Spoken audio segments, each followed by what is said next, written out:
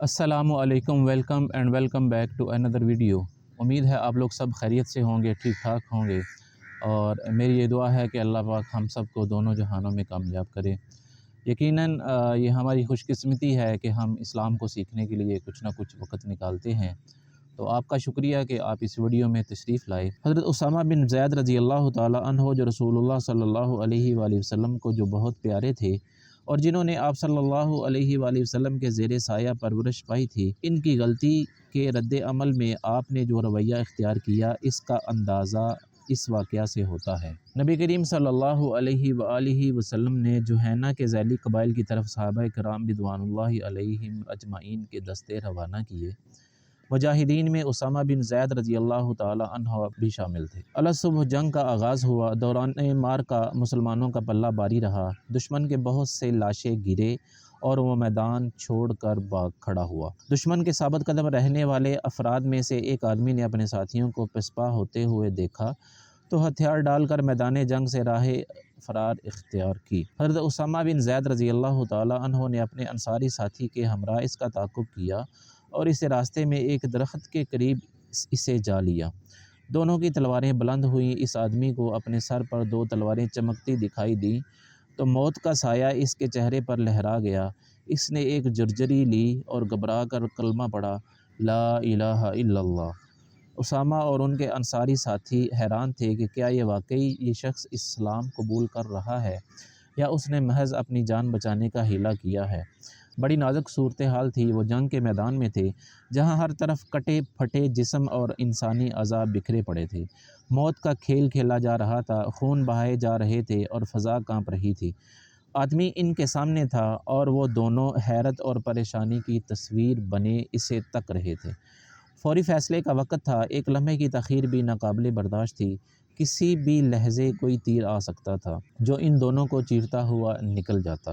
بیٹھ کر سوچنے اور معاملے کی نزاکت پر غور کرنے کا وہاں موقع نہیں تھا۔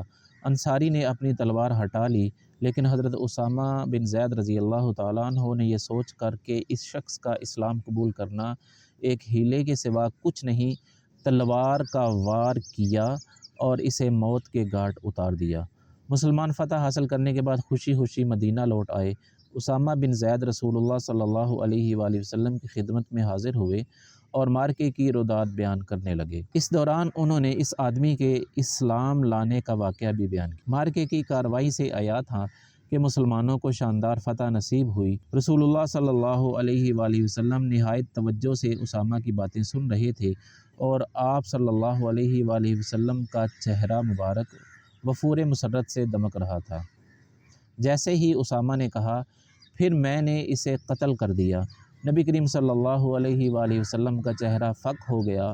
آپ صلی اللہ علیہ وآلہ وسلم نے رنج اور حیرت کے ملے جلے جذبات میں پوچھا، اس نے لا الہ الا اللہ کہا اور تم نے اسے قتل کر دیا؟ اسامہ رضی اللہ تعالی عنہ نے عذر پیش کیا، اے اللہ کے رسول صلی اللہ علیہ وآلہ وسلم، اس نے یہ دل سے نہیں کہا تھا، اس نے موت کے ڈر سے کلمہ پڑھا تھا۔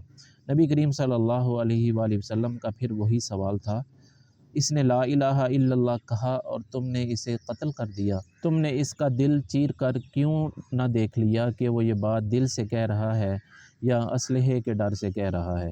رسول اللہ صلی اللہ علیہ وآلہ وسلم بے قراری سے حضرت اسامہ کو دیکھتے رہے اور یہی کہتے رہے، اس نے لا الہ الا اللہ کہا اور تم نے اسے قتل کیا، اس نے لا الہ الا اللہ کہا اور تم نے اسے قتل کیا۔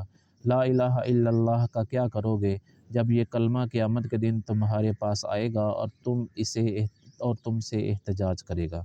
آپ بار بار یہی کہتے رہے۔ حضرت اسامہ رضی اللہ تعالیٰ عنہ کہتے ہیں، آپ بار بار مجھ سے یہی پوچھ رہے تھے، حتیٰ کہ میں نے تمنا کی کہ کاش میں آج سے پہلے مسلمان نہ ہوتا۔ زندگی رہی تو ایک نئی ویڈیو کے ساتھ آپ سے دوبارہ ملاقات ہوگی۔ تب تک کے لیے اللہ حافظ۔